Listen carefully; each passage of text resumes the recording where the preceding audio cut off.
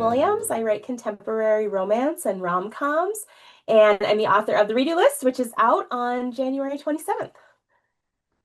Could you tell us a little bit about your history as an author and how you got started? Sure. So anybody who's ever heard me before has heard this story, but I always love to write. I love to write short stories. I wrote awful, just truly horrendous poetry as a teenager that's still on the internet. That lasts forever. And, I always loved to write. It was an escape for me, but it's never something I planned to do professionally. So I went to graduate school, I became a researcher, I got my PhD. And so my fiction writing really kind of fell away as I was writing nonfiction and writing research and other things. So in 2016, I was a new mom. I was in the middle of a huge research project. I was kind of buried under what I needed to do for other people, and I just needed an escape. And so one night after my son went to bed, I sat down to write. And I thought, oh, I'll write just a fun short story. I used to love this. And I did. I loved it. It filled my cup. I felt instantly kind of reconnected with myself.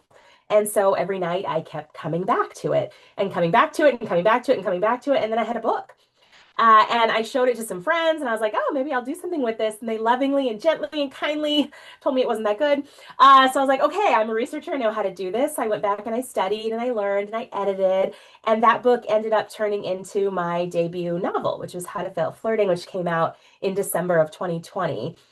And my 11th one is about to come out here next week. But like I said, I never planned to do that. It's not my training. I had to learn it kind of as I went, learn from a lot of really smart writers and people and craft books and things like that. But I love it. And now I still work full time. I still use my other degree, but now this has become my second career and it really still fills my cup. And what led you to the romance genre specifically?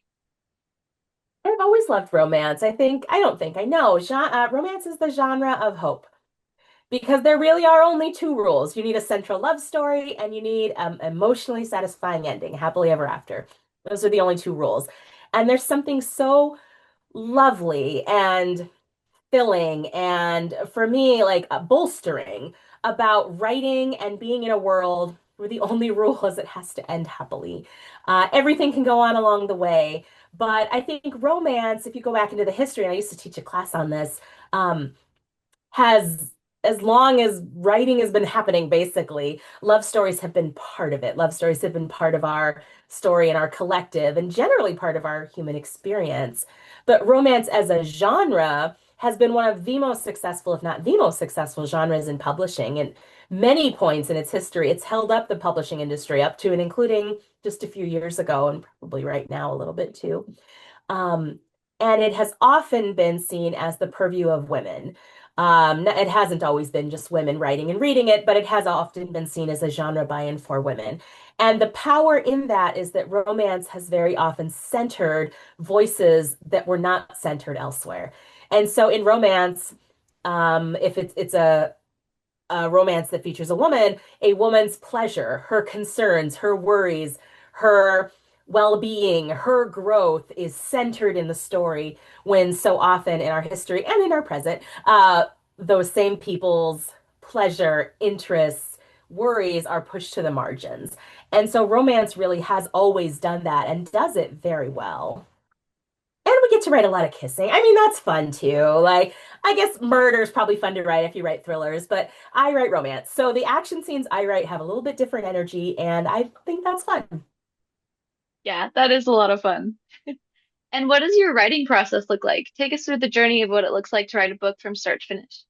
Honestly, in my heart, I'm a pantser. I love nothing more than to sit down with a vague idea and see where the story takes me.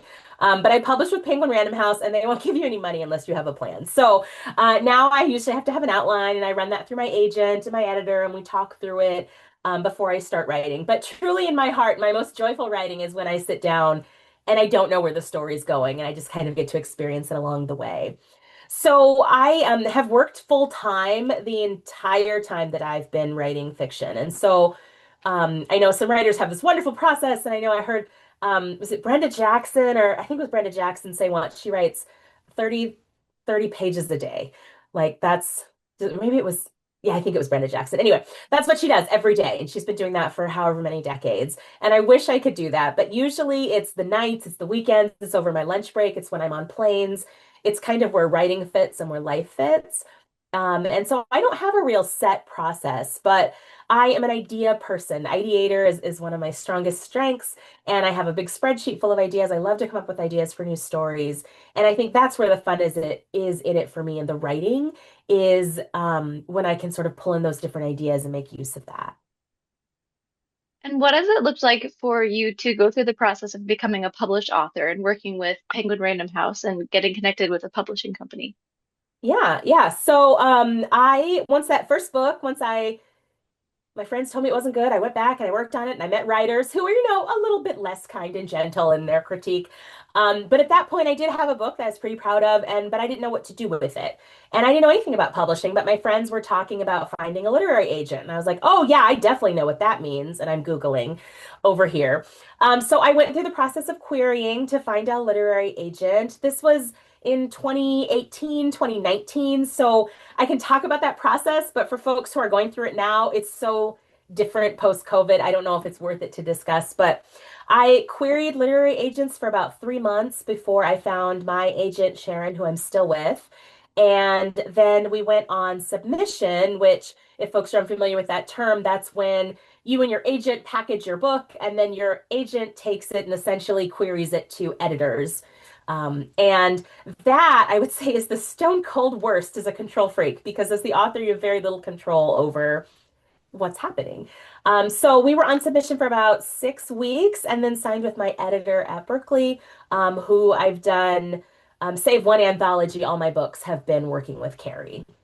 And I'm still with my same agent. And that was now 8 years ago. What would you say in your time as a writer has been your favorite book to write so far and why? Oh my gosh, what has been my favorite to write? Probably it was my sophomore book, The Fastest Way to Fall.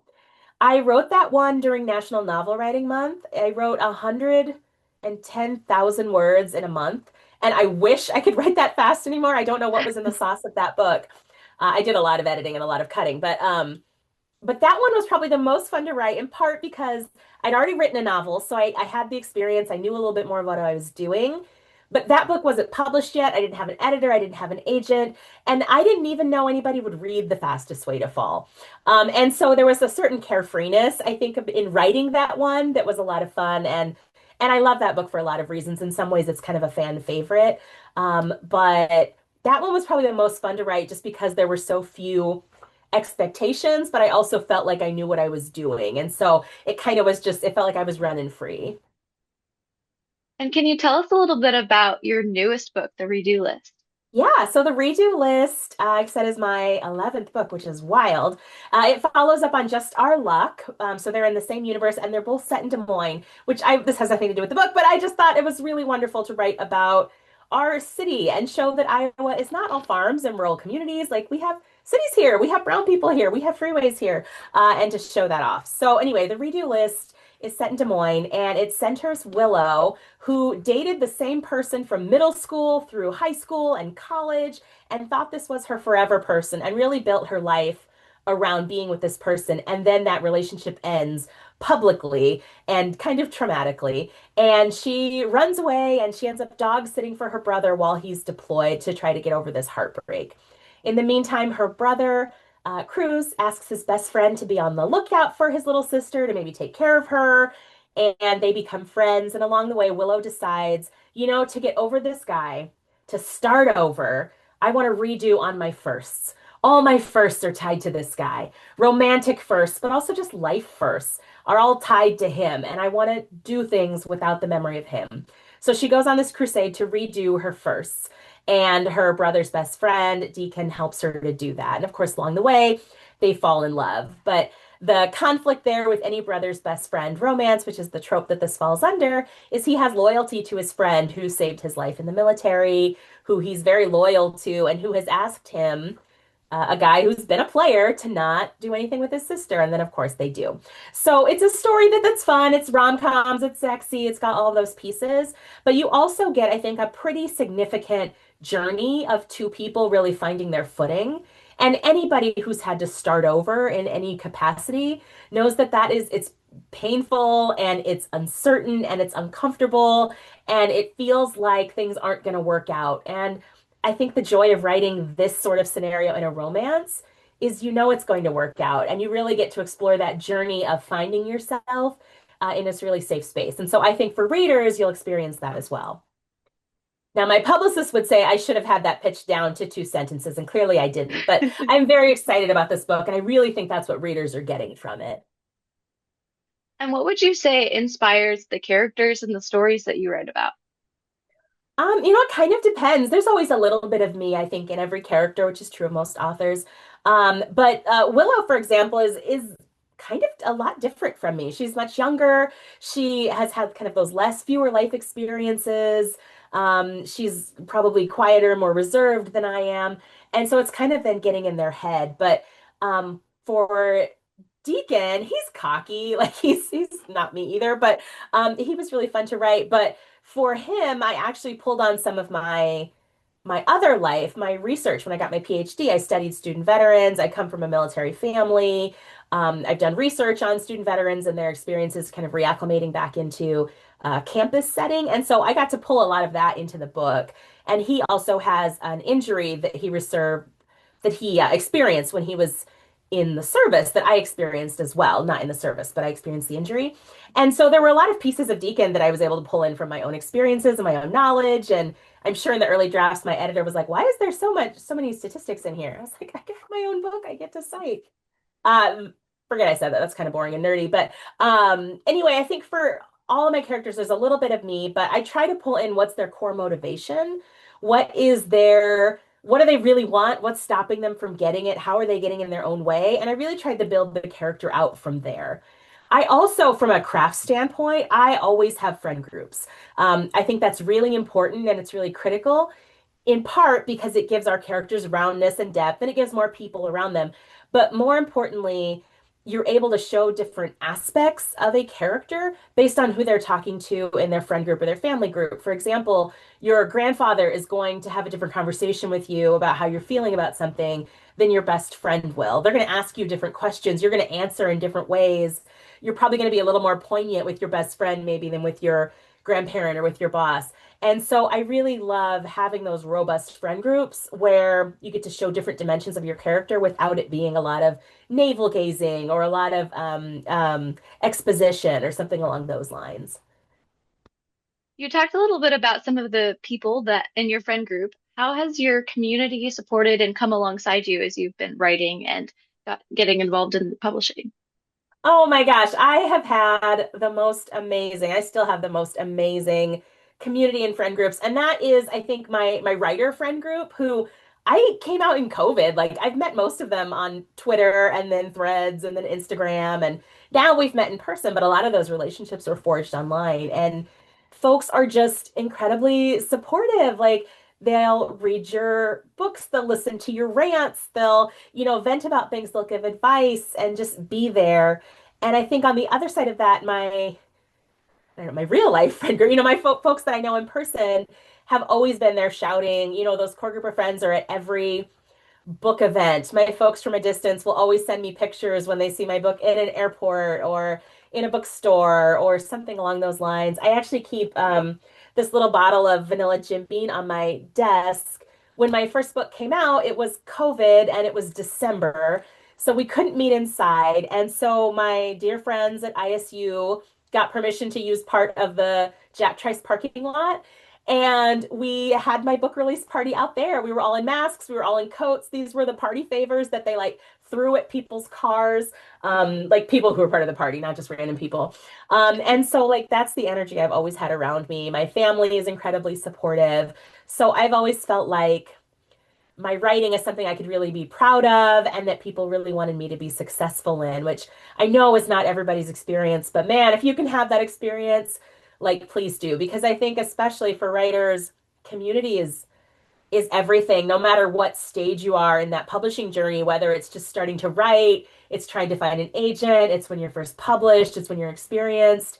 There are issues that you run into, and having people who are cheering you from the sidelines and also people who you can really have an in-depth conversation about with the stage that you're at is just, it's huge. And some of those relationships are forever, and some of them are for right at that moment. And kind of all of that is really important for writers.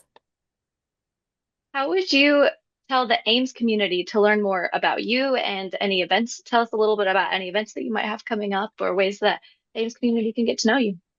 Yes. Well, I'm around, so you'll probably see me in Target or Walmart or at the gas station. But go into Dog Eared Books. Honestly, I'm there all the time. I had the honor, I think, of being the first book ever on their shelves.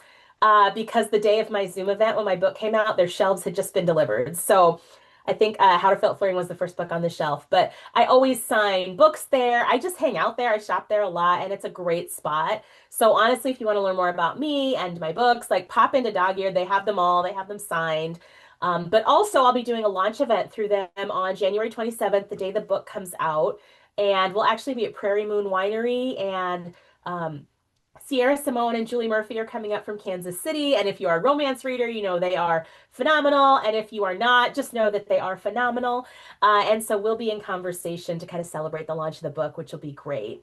But Dog Eared always does an amazing job. If you're not in the Ames area, but you're nearby, Story House Book Pub in the East Village, Reading in Public, Beaverdale Books, Indianola has page turners. Like we have amazing local bookstores here in town. And so I always try to sign at all of them and make sure they have signed copies if they want them.